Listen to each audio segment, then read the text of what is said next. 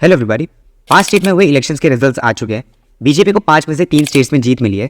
वहीं कांग्रेस ने अपने 2 स्टेट्स गवा के 1 स्टेट में गवर्नमेंट बनाई है। सभी कह रहे थे कि ये बीजेपी के लिए 3-1 की जीत है, लेकिन असल में ये बीजेपी के लिए 3-0 की जीत है। सारे स्टेट्स के रिजल्ट्स को एक एक करके एनालाइज करने की कोशिश करेंगे और ये जानेंगे कि बीजेपी ने कांग्रेस को इतनी बुरी तरह कैसे हराया और कांग्रेस ने ऐसी क्या गलती की कि उनके पास जो स्टेट्स थे वो भी उनके हाथ से चले गए।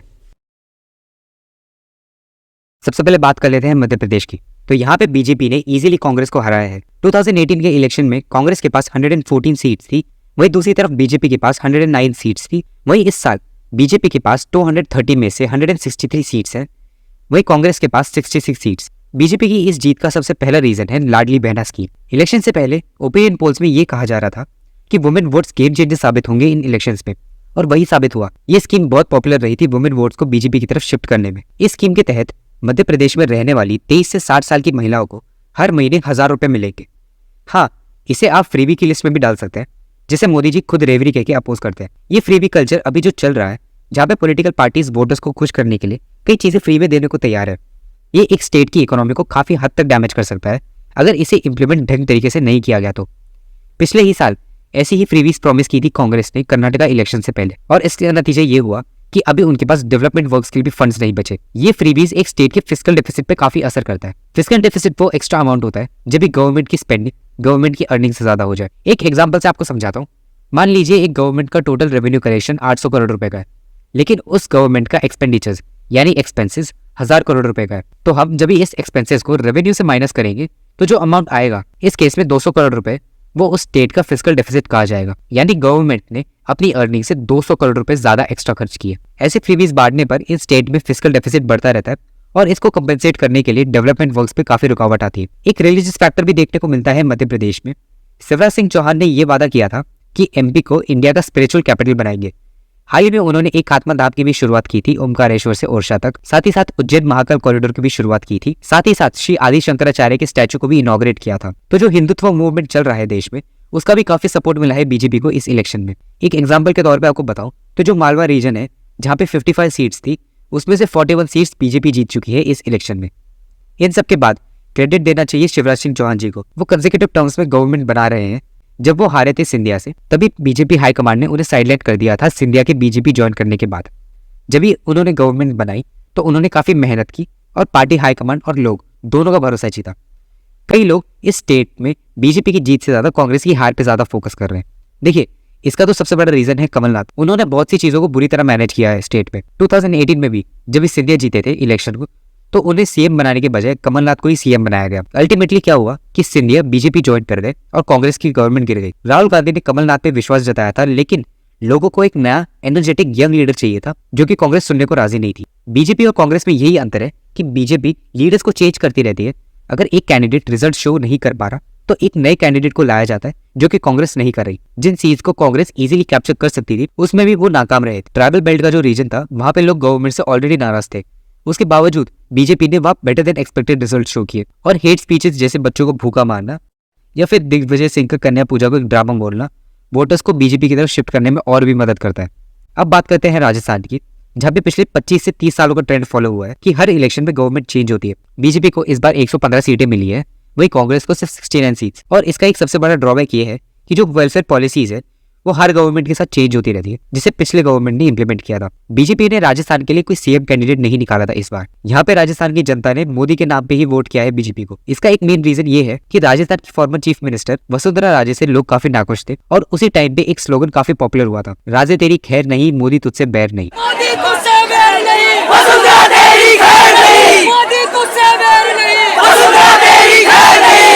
राजस्थान में भी रिलीजियस फैक्टर हमें देखने को मिलता है। 2022 में जब कन्हैया लाल का इंसिडेंट हुआ था, तो कांग्रेस ने उसे ठीक तरीके से हैंडल नहीं किया था। उससे भी लोग काफी गुस्सा थे। बीजेपी की बात करें तो उनके स्टेट लीडर्स भी काफी अच्छा काम किया है इस बार कैंपेनिंग में, जिसका रिजल्ट ये हुआ कि जो OBC, SC, ST, Jat votes हैं, वो सारे के सारे बीजेपी की तरफ शिफ्ट हो चुके थे। कांग्रेस की बात करें कि कैसे वो ये स्टेट को हारे, तो सबसे पहले तो अशोक गहलोत और सचिन पायलट की जो फाइट चल रही थी 2018 के इलेक्शन के बाद, उसे पार्टी सुलझा नहीं पाई। 2018 के असेंबली इलेक्शंस को जीतने में सचिन पायलट का इक्वल रोल था, लेकिन बाद में उन्हें भी साइडलाइन कर दिया गया था। सेम मध्य प्रदेश वाला सीन हुआ था यहाँ पे। कुछ और रीजंस इसमें कंट्रीब्यूट और करते हैं, जैसे स्टेट में बढ़ती हुई अनएम्प्लॉयमेंट, साथ ही साथ वुमेन सेफ्टी का इशू, जहाँ पे स्टेट में रिकॉर्ड हाई क्राइम्स देखने मिले थे वुमेन्स के अगेंस्ट। इसी के साथ पेपर लीक का भी इशू, जिसपे गवर्नमेंट एक्ट करने में नाकामयाब रही थी।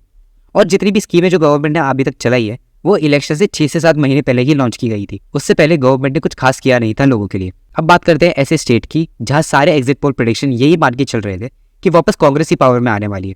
मैं बात कर रहा हूँ छत्तीसगढ़ की, जहां पे सभी प्रेडिक्शंस को गलत साबित करके बीजेपी जीत जाती है। बीजेपी को 90 में से 54 सीट्स मिली है, वहीं कांग्रेस को सिर्फ 35 सीट्स। ये स्टेट हारना कांग्रेस के लिए एक बड़ा ब्लो इसलिए है क्योंकि सब ये मान के चल रहे थे कि इस स्टेट में तो वापस कांग्रेस ही आने वाली है। पीएससी एग्जाम के स्कैम भी सामने आने लगे थे, जिससे एग्जाम्स काफी डिले भी हुए थे। इस बात से स्टूडेंट्स काफी गुस्सा भी थे। एक और रीजन है नक्सल अटैक्स का, जो कि स्टेट में बहुत कॉमन हो चुके हैं आज के टाइम पे। 2018 के इलेक्शन को जीतने के बाद टीएस देव को सीएम कैंडिडेट कंसिडर किया जा रहा था और उन्हें कहा गया था कि रोटेशनल पॉलिसी के चलते 2.5 साल के बाद उन्हें सीएम बना दिया जाएगा, लेकिन ऐसा हुआ नहीं, बल्कि उनको डिप्टी सीएम बना दिया गया और उन्हें साइडलाइन कर दिया गया। उन्होंने प्रोटेस्ट नहीं किया इसके लिए, बल्कि कैंपेनिंग में एक्टिवली पार्टी नहीं लिया उन्होंने, जिसका नतीजा ये हुआ कि जो सरगुजा रीजन है जहां से टीएस देव है, वहां पे 14 की 14 सीटें सारी की सारी बीजेपी के पास चली गई। इसी के साथ सीएम भूपेश बघेल पे काफी सारे करप्शन के चार्जेस भी आने लगे थे इलेक्शन से पहले। एक ऐसा ही केस था महादेव बेटिंग ऐप का, जिसमें उन्हें इस ऐप के प्रमोटर्स से 508 करोड़ रुपए मिले थे। Yesterday, there were wads of cash recovered by the Enforcement Directorate to the tune of 5.39 crore from poll-bound Chhattisgarh. Today, Chief Minister Bhupesh Baghel himself has been named in the Enforcement Directorate's remand note and press release in the Mahadev betting app scam. इसी के साथ liquor scam भी सामने आया था 2000 करोड़ से भी ज्यादा का। कांग्रेस ने जो शेड्यूल ट्राइब्स के बीच में जो नाराजगी थी उसको ठीक तरीके से एड्रेस नहीं कर पाई। जो ट्राइबल लोग क्रिश्चियनिटी में कन्वर्ट हुए थे उन पे कई अटैक्स हो रहे थे, जिससे ट्राइबल लोग काफी गुस्सा भी थे। अब बात करते हैं उस अकेले स्टेट की जहां पे कांग्रेस जीती है, तेलंगाना।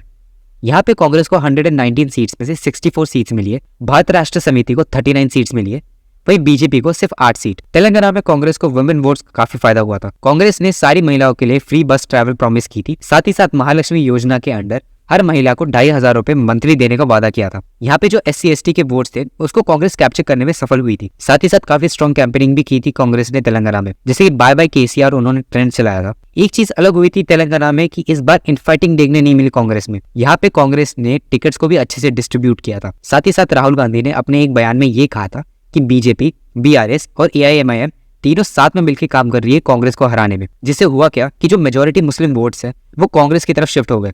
लास्टली बात कर लेते हैं नॉर्थ ईस्ट स्टेट की, मिजोरम। जोरफ पीपल मूवमेंट इस इलेक्शन को जीत जाती है 40 में से 27 सीट्स जीत के। वही मिजोरम नेशनल फ्रंट को 10 सीट्स मिलती है। जोरफ पीपल मूवमेंट 6 रीजनल पार्टीज का एक कोएलिशन है, जिसकी शुरुआत हुई थी साल 2017 में as a non Congress and non MNF alternative. 2018 के असेंबली इलेक्शंस में इस कोएलिशन ने 38 कैंडिडेट्स को सपोर्ट किया था, जिसमें से 8 जीते थे। इस बार का इलेक्शन रिजल्ट मिजोरम में एक दिन डिले हो चुका था। इसका रीजन ये था कि ये काउंटिंग संडे को होने वाली थी और संडे क्रिश्चियंस के लिए एक सीक्रेट दिन है। ऐसा क्यों हुआ? तो ये इसलिए कि मिजोरम एक क्रिश्चियन मेजोरिटी स्टेट है। अब ये दिक्कत की बात इसलिए है मिजोरम के लिए क्योंकि वहाँ के लीडर्स म्यांमार के रेफ्यूजीज को एक्सेप्ट करते हैं, जो कि मोस्टली कुकी ट्राइब्स होती है। एज ऑफ 2023 करीब 43,000 रेफ्यूजीज मिजोरम में रह रहे हैं और मिजोरम के कई MPs का ये कहना है कि ये सारे ऑलमोस्ट पीसफुल तरीके से ही रहते हैं। जब भी UCC CAA को इम्प्लीमेंट किया जा रहा था तभी इन स्टेट में काफी भारी प्रोटेस्ट देखने को मिले थे। ये सारे ग्रुप्स मिजोरम को काटकर एक सेपरेट कंट्री बनाना चाहते हैं। साथ ही साथ इस साल मिजोरम की एक मिलिटेंट ग्रुप पामरा यानी peace accords MNF returnees association ने एक स्टेटमेंट इशू किया था, जिसमें उन्होंने मिजोरम में रहने वाले सारे मेटी लोग जो कि मोस्टली हिंदूज हैं उन्हें मिजोरम छोड़ने को कह दिया था। हालत इतनी बुरी हो गई थी कि उन्हें अपने देश में ही एयरलिफ्ट करने की नौबत आ गई थी। और ये सब मिजोरम के लिए इंपॉर्टेंट इसलिए है क्योंकि ये एक बॉर्डर स्टेट है और इससे नेशनल सिक्योरिटी को काफी खतरा भी पहुंचता है। So that's it for today.